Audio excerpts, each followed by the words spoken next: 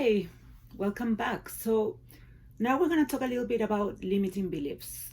This is a huge topic, and I'm going to give you a lot of exercises to work on this. But basically, what limiting beliefs are the view of you of what you think you can achieve for yourself, and that changes at every time. So there may be times in this entrepreneurial journey where you think you can achieve everything, and there's times when you start realizing that you can achieve things. I'm going to tell you one example from my entrepreneurial journey that was super hard to overcome. When I started my first company, a tech company, I actually didn't have a limiting belief that because I wasn't a tech person I couldn't start a tech company, which is incredible. I didn't have that limiting belief at all. Okay, I didn't have a limiting belief that I couldn't raise money. I was able to raise money from family and friends. I didn't have a limiting belief that I couldn't create a community of Latinos, even though I had, have never created a community before. So there were a lot of limiting beliefs that I didn't have when I started my first company, which is incredible. I really pat myself in the back. But one limiting belief that I did have, and it was really hard to overcome, was the thought that I was going to be a CEO that would grow the company. So I saw myself as the CEO, as the inventor, creator of this company. Actually, this company was called Be Visible and Be Visible. And it was a company that was intended for Latinas and telling them basically that we were invisible, and I was in the journey with them, and that we were going to create this community, and that we're going to access to networks and new networks, and that would allow us to be more visible to the world, and that we had to get our voices heard, because there was part of the Latino community. There were a lot of cultural things in the Latino community for women about being submissive and giving deference to men that I had grown up with. So I knew all those things. I was very aware of them. I created that community. I didn't have the belief that I couldn't be the leader of this community. There are many things that I did incredibly well where I didn't have limiting beliefs. But as I said, my limiting belief was that I could create this company. I could, grow it really fast, and then I will sell it to someone, because that next, the whoever it was going to be able to grow the company, because I was never going to be the CEO of a growing company. I was just the creator, the creative, the power, the passion behind it. I was going to gather all these resources, make it grow, and then give it to someone that could run it. So that actually was a huge limitation in myself, because I never saw myself as a CEO. I saw myself as a creative. So what are these limiting beliefs? And again, in this case, that limiting belief did not stop me from trying to create this. It wasn't that bad that it stopped me from even trying. But down the road, it affected my confidence in my fundraising, in how I presented myself, because I didn't believe that I could grow a company. So the most important thing I would say about limiting beliefs is one thing is that whatever you think you can do, whatever you believe to be true, will be true. So the key of success is believing in what that is, believing that you can do it, basically, and which allows you the opportunity to try. So, but let's first ask, what are the limiting beliefs? So as I said, I had a limiting belief that as a woman, maybe it's because I haven't seen other women CEOs when I grew up in Chile, and my mother was a stay-at-home mom, and many of the people I knew were like that, and my generation was the first one in the workforce. So maybe take a moment to write down, what are your limiting beliefs. And I'm gonna give you a sheet, and you're gonna be able to do this in much more detail. But just take a minute. I'm gonna time it a minute and write down what you think from your internal, your gut feeling, are your limiting beliefs right now. They're limiting you right now. 1, 2, 3, go.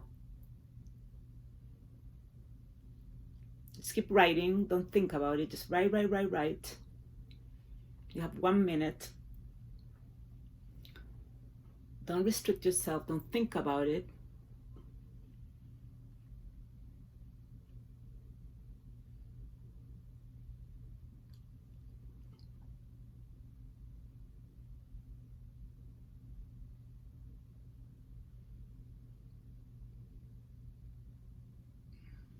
How are you doing?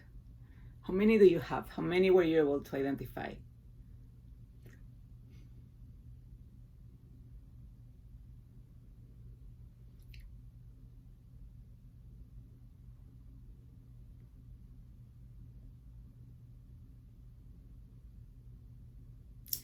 Okay, let's stop there. So why did I ask you to do this exercise? It's because the ability to identify these limiting beliefs will allow you to identify what steps you need to take to eliminate this.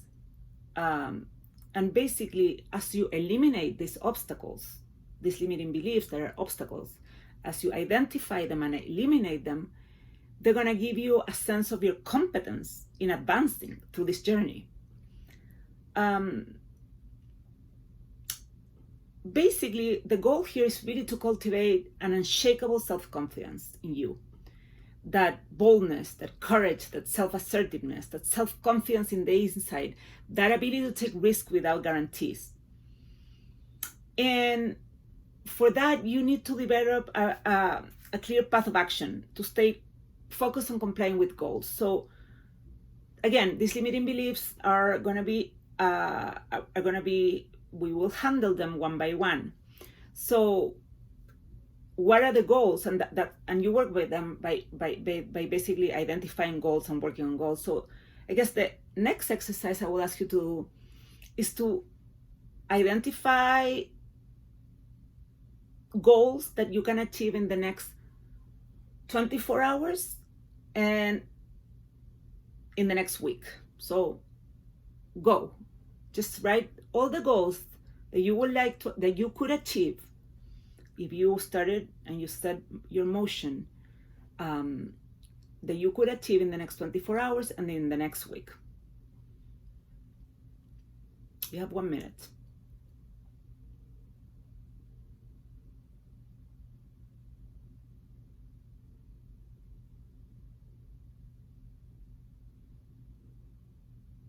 In one column, the next 24 hours, in another column, in the next week, goals.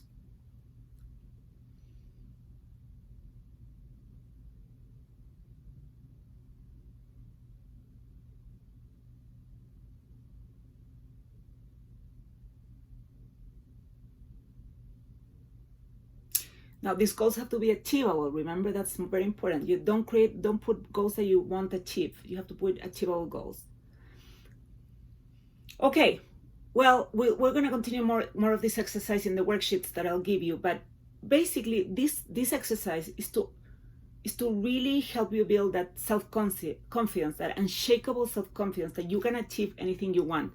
But when we set our goals too high, they're too big, we can't achieve them, then we basically talk ourselves out of them.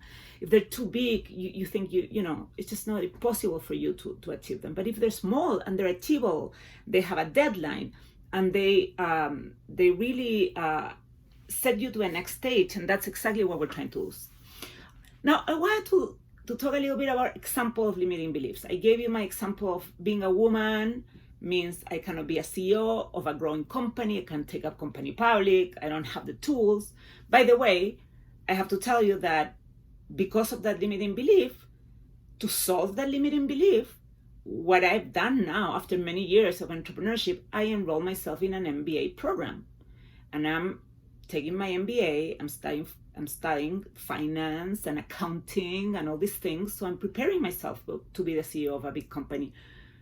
If my company really, becomes big, or if, I associate myself with someone with a big company. So I have prepared myself for that because I understood that was a limiting belief. And what could I do about it? I could work on it, right?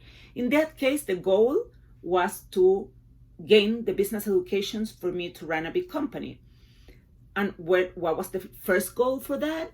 Apply to an MBA program, right? Then get the recommendation letters for the MBA program, all those things, right? And so that's like a long-term goal, but it can be broken into very little pieces. But let me give examples of limiting beliefs. You have a co-founder or a partner or an investor, and they do something wrong, and you say they're a bad person, and that's it. That's the end. They're a good, or you idealize someone and that they're a great person, they're a bad person. And really, that person is doing the best they can at the time. They're not a good person, they're not a bad person, they're the best they can at the time.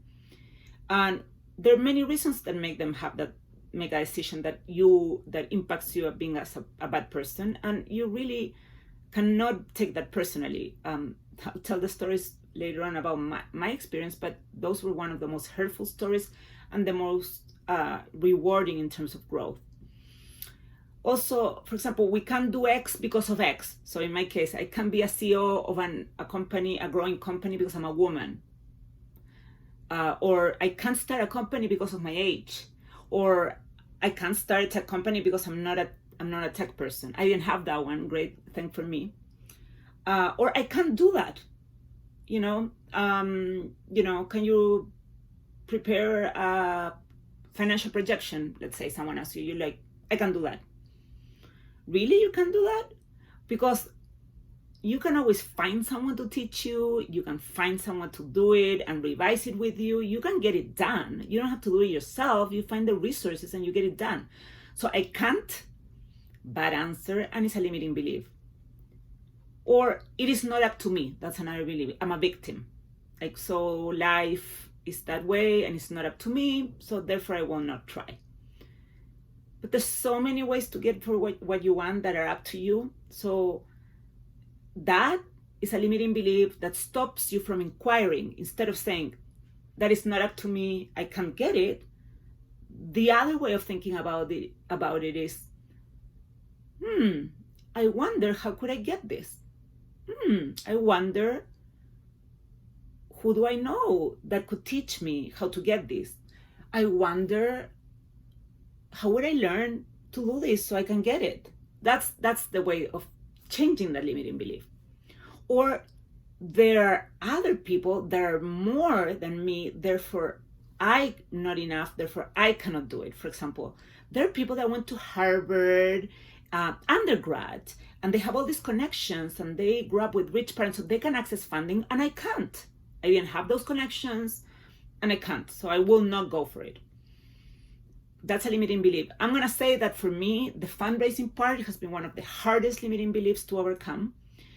And as a founder, I would say it's one of the things that knock you down the most easily, because you feel very, very basically knocked down by the fact that you sometimes cannot raise money. And it has to do with what you believe about yourself. And it really has to do with connections as well. But there's always some way or another. And so there's always a way, and yes, these challenges are real. It's not that they don't exist, but they should not stop you from achieving your goals. There's other ways.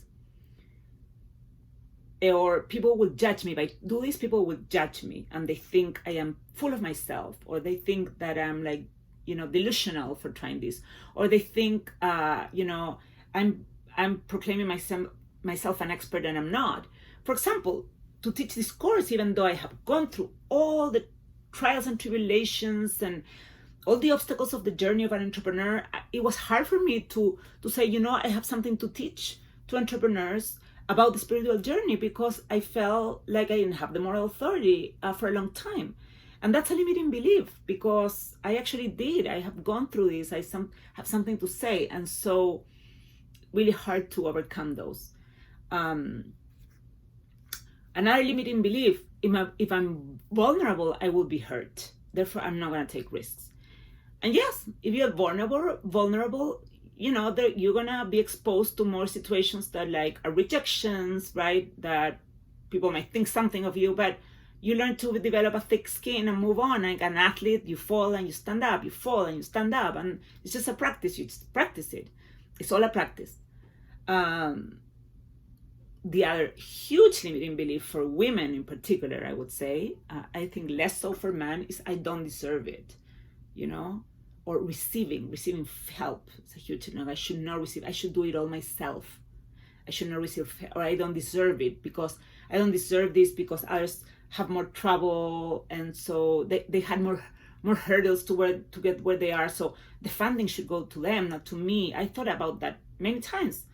I was like, well, there's others that are need more, and I had it easier, and so I don't deserve it. But there's many others that had it a lot easier than me. So it's just your life circumstance, and it's your life circumstance, and it is what it is, and it's different for different people, and different people overcome their life circumstances their own way. And you can have an example from Oprah, where she's, grew up poor, the daughter of abused. The grandmother was a maid who wanted her to be a maid, and she became like a billionaire, and that's just obviously she didn't feel that she didn't deserve that. So the feelings of guilt, the feel of comparing yourself and feeling that others needed more. So I encourage you to work on your limiting beliefs, write them down, and then try to write them down every day. Every time you identify a limiting belief, you write it down, and maybe you put a goal of how you're going to overcome that limiting belief. In my case, I overcame the limiting belief. It took me years, not 1 year, not 2 years, like 3 years, to say, you know what, I actually can be someone that grows a company, and for that I'm going to prepare myself. So good luck, and I'll see you in the next chapter.